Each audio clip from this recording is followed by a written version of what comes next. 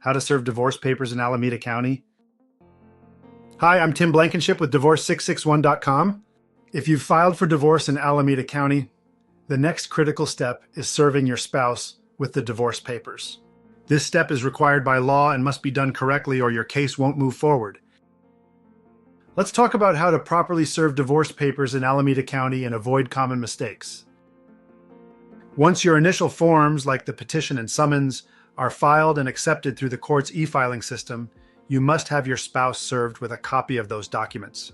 Service must be done by someone who is at least 18 years old and not involved in the case.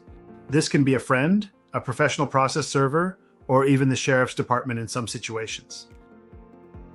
If your spouse is cooperative, the easiest and most efficient way to complete service is by having them sign a notice and acknowledgement of receipt. This avoids personal service and creates a paper trail that satisfies the court's requirement. Once they sign, you simply file that form with the court and your case can proceed.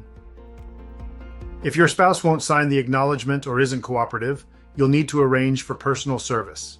This means the process server physically hands the documents to your spouse and completes a proof of service form, which must be filed with the court as well.